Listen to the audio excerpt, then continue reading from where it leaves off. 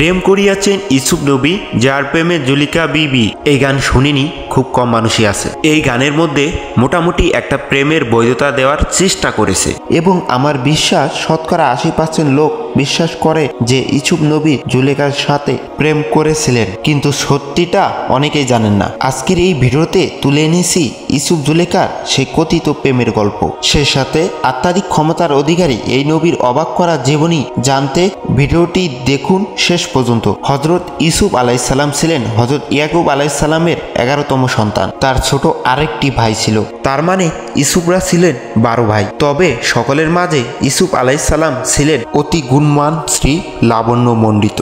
ছোটবেলায় তার বাকি 11 ভাই যখন জানতে পারলেন ইউসুফ আলাইসাল্লাম ভবিষ্যতে নবী হতে চলেছেন, তখনই তারা ইউসুফ আলাইসাল্লামকে নিয়ে নানা ষড়যন্ত্র শুরু করে দেয়। তারা পরামর্শ করতে লাগলো কি রূপে ইউসুফ আলাইসাল্লামকে তাদের মধ্য থেকে সরিয়ে দেওয়া যায়। অনেক যুক্তি তর্কের পর তারা স্থির করলো তাকে না মেরে কূপের মধ্যে ফেলে দেওয়া হবে। যদি ভাগ্যে থাকে কোনো প্রতীকের দোয়ায় তার প্রাণ রক্ষা হলেও হতে পারে। যেমন ভাবনা তেমন কাজ। পরের দিন তারা ইউসুফকে এক নির্জন মাঠে নিয়ে গিয়ে তার দেহ থেকে জামা কাপড় খুলে নিয়ে তাকে নির্দয়ভাবে প্রহার করলো। ইউসুফ প্রায় মরে যাওয়ার মতো হলেন। তাদের সবচেয়ে বড় ভাই বলল, তোমরা ওকে মেরে ফেলো না, তাকে কুয়ার মধ্যে ফেলে দাও। তখন তারা ইউসুফকে কুয়ার মধ্যে ফেলে দিয়ে বাড়ি চলে গেল। বাড়িতে এসে পিতার নিকট দুঃখ প্রকাশ করতে করতে জানালো, আব্বা ইউসুফকে বাঘে খেয়েছে। হজরত ইয়াকুব আর কি করেন, তিনি শোকে মহমান হয়ে কাঁদতে লাগলেন। কয়েকদিন পর একদল সওদাগর সেই পথ দিয়ে যাচ্ছিলেন। মরুভূমির পথে তাদের সঙ্গে থাকা পানি নিচে হওয়ায় কুয়ার থেকে পানি সংগ্রহ করার ইচ্ছা করে তারা বালতি নামিয়ে দিলেন। সে সময় খোদার আদেশে ইউসুফ তাদের বালতিতে উঠে এলেন। ওদিকে তার 10 ভাই তখন সেখানে ভেড়া চড়াচ্ছিলেন। তারা ইউসুফকে দেখতে পেয়ে ছুটে এসে বলল, কি আশ্চর্য, এই যে আমাদের সেই গোলাম, কয়েকদিন থেকে পালিয়ে এসেছে। একে যদি আপনারা ক্রয় করেন তবে আমরা বিক্রি করতে পারি। কয়েকটি টাকা দিয়ে সওদাগরেরা তাকে কিনে নিলেন। সওদাগরদের সাথে ইউসুফ মিশর দেশে যেয়ে হাজির হলেন। সেখানে তাকে আজিজ নামক সম্ভ্রান্ত লোকের কাছে বিক্রি করলেন। আজিজ ইউসুফকে তার স্ত্রী জুলেখার খাস গোলাম করে দিলেন। ইউসুফ বয়স বাড়ার সঙ্গে সঙ্গে অসামান্য রূপবান হতে লাগলেন। তার অপরূপ শ্রী লাবণ্য ও সুগঠিত দেহ ষষ্ঠবের প্রতি প্রভু পত্নী জুলেখা দিন দিন আকৃষ্ট হতে লাগলেন।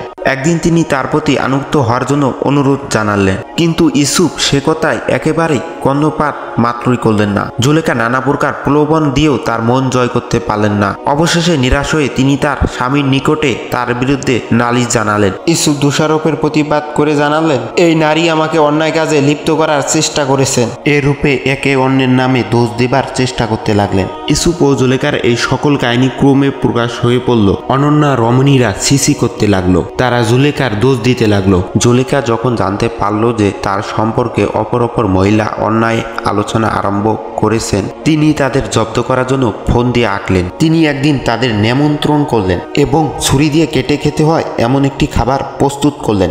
সকলেই খেতে এলে তাদের প্রত্যেককে একে একটি ছুরি দিলেন। তারা যখন খেতে আরম্ভ করেছেন ঠিক সে সময় জুলেখা ইউসুফকে ডাকলেন। ইউসুফকে দেখে মেয়েরা এত বিস্মিত ও মুগ্ধ হলো যে তারা খাবার কাটতে গিয়ে নিজেদের আঙ্গুল কেটে ফেলল। তারা বলাবলি করতে লাগলো, এত রূপ, এত সুন্দর, এ কি মানুষ নাকি ফেরেশতা? জুলেখা সে সময় সুযোগ পেয়ে বললেন, তোমরা আমাকে দোষী করেছিলে, এবার তো তোমরাও দোষী। নিমন্ত্রিত মহিলারা এবার সত্যি সত্যি লজ্জিত হলো। ইউসুফের প্রতি নারীদের এরূপ আসক্তির কথা জানতে পেরে সমাজের মাতব্বীরা শঙ্কিত হলেন। তারা নৈতিক জীবন পবিত্র রাখার জন্য বাদশার নিকট ইউসুফের বিরুদ্ধে অভিযোগ করলেন। বাদশাহ উপায় না পেয়ে নিরপরাধ ইউসুফকে কারাবন্দী করার হুকুম দিলেন। ইউসুফকে কয়েদখানায় নেওয়া হলো। কিছুদিন পরে বাদশাহ এক স্বপ্ন দেখলেন, 7টি কিশোরগাই গাভী 7টা বলবতী গাভীকে খেয়ে ফেলছে এবং 7টি শীর্ণ ধানের শীষ 7টি সতেজবান ধানের শীষকে খেয়ে ফেলছে। বাদশাহ পরের দিন দরবারে স্বপ্নের বৃত্তান্ত প্রকাশ করে অনুচরদের কাছে এর অর্থ জানতে চাইলেন, কিন্তু কেউ সৎ উত্তর দিতে পারল না। কারাগারে সেই যুবক সেখানে উপস্থিত ছিলেন। ইউসুফের কথা তার মনে পড়ে গেলে তখনই তার কাছে গিয়ে স্বপ্নের ব্যাখ্যা জানতে চাইল। ইউসুফ বললেন, প্রথমে 7 বছর খুব অজন্মা ও দুর্ভিক্ষ হবে, সে সময় তোমরা সেই সঞ্চিত শস্য থেকে খরচ করতে পারবে। স্বপ্নের ব্যাখ্যা জানতে পেরে বাদশাহ খুব সন্তুষ্ট ও ইউসুফকে তার নিকট আনবার সংকল্প করলেন। যে সকল মেয়ে অসাবধানতায় নিজেদের আঙ্গুল কেটে ফেলছিলেন তাদের কাছে অনুসন্ধান করে বাদশাহ জানতে পারলেন ইউসুফ তাদের সাথে কোনো রকম অসৎ ব্যবহার করেননি। তারা ইউসুফকে তাদের প্রতি আকৃষ্ট করতে চেয়েছিল। জুলেখাও সেখানে ছিলেন। তিনি এই কথা সত্যতা সম্পর্কে সাক্ষ্য দিলেন। বাদশাহ সব কথা শুনে অনুতপ্ত হলেন এবং ইউসুফকে মুক্তি করে দিয়ে তাকে রাজ্যের প্রধানমন্ত্রী নিযুক্ত করলেন। তবে এর মাঝে তিনি কারাগার থেকে কিভাবে মুক্তি পেলেন সেই কথা অজানাই রয়ে গেছে। কারাগারে ইউসুফের সাথে আরো দুটি যুবককে প্রেরণ করা হয়েছিল। একদা রাত্রে সেই দুই যুবক স্বপ্ন দেখলো। সেই স্বপ্নের কথা ইউসুফকে জানালো। একজন বলল সে যেন আঙ্গুর থেকে রস বের করছে, অপর একজন বলল সে যেন মাথায় বয়ে রুটি নিয়ে যাচ্ছে, কতগুলি পাখি সেই রুটিগুলো ঠুকরে খাচ্ছে। তিনি স্বপ্ন বৃত্তান্ত শ্রবণ করে বললেন, দেখো তোমাদের মধ্যে একজন খুবই শীঘ্রই মুক্তি পাবে, বাদশার সঙ্গে নিযুক্ত হয়ে তাকে শরবত পান করাবে, অপরজনের ফাঁসি হবে, তার মাথা পাখিরা ঠুকরে খাবে। কয়েকদিনের মধ্যে ইউসুফের ভবিষ্যৎবাণী সত্যি সত্যি ফলে গেল।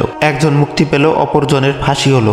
যে ব্যক্তি মুক্তি পেয়েছিল সে বাদশার অনুসরে যুক্ত হলো। অন্যদিকে ইউসুফ আলাইসাল্লাম প্রধানমন্ত্রী হবার পর বাদশার দেখা স্বপ্নের ব্যাখ্যা সত্যি সত্যি সফল হলো। প্রথম 7 বছর ভালো ফসল হলো এবং পরে 7 বছর ভীষণ দুর্ভিক্ষ দেখা দিল। মিশরে সঞ্চিত খাদ্যশস্যের কথা জানতে পেরে নানা দেশ থেকে লোকজন আসতে লাগলো। ইউসুফের ভাতারাও খাদ্যশস্য ক্রয় করতে এলো। তিনি তাদেরকে চিনতে পারলেন, কিন্তু তারা তাকে চিনতে পারল না। তিনি ভাতাদের খাদ্যশস্য দিয়ে জানিয়ে দিলেন, আবার যখন আসবে তোমাদের ছোট ভাইকে সঙ্গে নিয়ে এসো, তাকে না নিয়ে এলে খাদ্য পাবে না। এই বলে অনুচর বর্গের দ্বারা কিছু অর্থ গোপনে খাদ্যের থলিতে দিয়ে দিলেন। তারা বাড়িতে গিয়ে মিশরের শাসনকর্তার অনেক গুণের কথা বর্ণনা করলেন তাদের পিতার কাছে এবং এবারে ছোট ভাইকে নিয়ে যাওয়ার জন্য বলে দিয়েছেন এ কথা বললেন। হযরত ইয়াকুব তাদের পূর্বের কাজ স্মরণ করে ঘনিষ্ঠ পুত্র বনি ইয়ামিনকে তাদের সঙ্গে দিতে রাজি হলেন না। খাদ্যের বস্তা খোলার পর তার মধ্যে টাকা দেখতে পেয়ে তারা আশ্চর্য হয়ে পড়ল। পুনরায় খাদ্যের অভাব ঘটলে তারা তাদের পিতাকে শক্ত করে ধরে বলল, আব্বা আপনি ছোট ভাইকে আমাদের সঙ্গে যেতে দিন। খোদার নামে শপথ করে বলছি আমরা তাকে অক্ষত দেহে ফিরিয়ে নিয়ে আসব। পিতা তাদের জিদের কাছে পরাজিত হয়ে অনুমতি দিলেন। বনি ইয়ামিনকে সঙ্গে নিয়ে তারা গেলেন এবং ইউসুফের নির্দেশ অনুযায়ী ভিন্ন ভিন্ন দরজা দিয়ে শহরে প্রবেশ করলো। ইউসুফের কাছে তারা যখন পৌঁছালো তখন ছোট ভাইকে ডেকে ইউসুফ পরিচয় প্রদান করলো। অন্যবারের মতো এবারও তাদেরকে বস্তা বোঝাই করে খাদ্য প্রদান করা হলো। ইউসুফের এক চাকর একটি পেয়ালা ইচ্ছা করে ছোট ভাইয়ের বস্তায় লুকিয়ে রেখে দিল।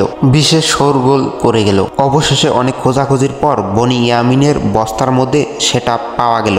বনি ইয়ামিনকে বাদশার কাছে বিচারের জন্য নিয়ে যাওয়া হলো। তার ভাতারা বললেন, আমাদের পিতা খুবই বৃদ্ধ হয়েছে, এটা তার ছোট ছেলে, একে ফিরিয়ে না নিয়ে গেলে পিতা বড়ই কষ্ট পাবে, আপনি এর বদলে আমাদের একজনকে রাখুন। ইউসুফ বললেন, তা হতে পারে না। সকলের বড় ভাই অন্যান্য সকল ভাইদেরকে বলল, তোমরা ফিরে যাও, আমি আল্লাহর নাম শপথ করে পিতাকে বলে একে নিয়ে এসেছি, কোন মুখে পিতার কাছে ফিরে যাব? আমি বনি ইয়ামিনের সাথে এখানেই থাকব। পিতার আদেশে তারা পুনরায় মিশরে গেল এবং খাদ্য কিনতে চাইল। সে সময় ইউসুফ তাদের কাছে নিজের পরিচয় প্রদান করলেন, বললেন, আল্লাহ তাআলা তোমাদেরকে ক্ষমা করবেন, তিনি ক্ষমাশীল, তোমরা আমার জামা পিতার নিকট নিয়ে যাও, তাহলে তিনি সব জানতে পারবেন। আল্লাহর কৃপায় ইয়াকুব সব জানতে পারল। ইউসুফের ভাইরা এসে তার জামা পিতাকে দিলেন। হযরত ইয়াকুব তাদেরকে বললেন, পূর্বেই বলেছি আমি যা জানি তোমরা তা জানো না। ইউসুফের পরামর্শ অনুযায়ী তার ভাতা, তার পিতা, অন্যান্য পরিজনকে নিয়ে মিশরে গেলেন। সেখানে ইউসুফ তাদের বসবাস করার ব্যবস্থা করে দিলেন। তবে পিছন ফিরে একটা বিষয় এখনো অজানা রয়ে গেল। হযরত ইউসুফ আলাইহিসসালাম সত্যি কি জুলেখার সাথে প্রেম করেছিলেন? না, সেটা সম্পূর্ণ মিথ্যা। ইসলামে প্রেমের মতো অবৈধ সম্পর্কের কোনো জায়গা নেই। একটি ঘটনা বলা যাক। জুলেখা একদিন ঘরের দরজা বন্ধ করে অসৎ উদ্দেশ্যে ইউসুফকে ডাকলেন এবং কুপ্রস্তাব দিল। ইউসুফ তা সরাসরি প্রত্যাখ্যান করে আল্লাহর নিকট সাহায্য চাইলেন। অতঃপর মহিলা তাকে জোরপূর্বক ধরতে চাইলে তিনি দরজার নিকট দৌড় দিলেন এবং জুলেখা ইউসুফের জামার পিছন দিকে ধরে তাকে আটকানোর চেষ্টা করলেন। জামা ছিঁড়ে যায়। অতঃপর উভয়ই দরজার পাশে জুলেখার স্বামীকে দেখলেন এবং জুলেখা নিজ ষড়যন্ত্র গোপন করে তার স্বামীকে বলল, কি শাস্তি হওয়া উচিত সেই ব্যক্তির যে ব্যক্তি তোমার স্ত্রীর সাথে অসৎ কাজ করার ইচ্ছা প্রকাশ করে। তবে জুলেখার স্বামী বিষয় বুঝতে পেরে ইউসুফকে বললেন, তুমি এই বিষয় নিয়ে আর বাড়াবাড়ি করো না। আর স্ত্রীকে বললেন, তোমরা নারীদের ছলনা বড় জঘন্য, তুমি অপরাধী, সুতরাং আল্লাহর নিকট ক্ষমা চাও। এখানে স্পর্শ এই যে জুলেখার নষ্টামিতে ইউসুফ আলাইহিসসালাম কোনো রকম সায় দেননি। দেননি। প্রিয় দর্শকবৃন্দু, ভিডিওটি এ পর্যন্ত। ভিডিওটি ভালো লাগলে অবশ্যই লাইক, কমেন্ট, শেয়ার ও সাবস্ক্রাইব করবেন, কারণ ভিডিও বানাতে অনেক পরিশ্রম হয়।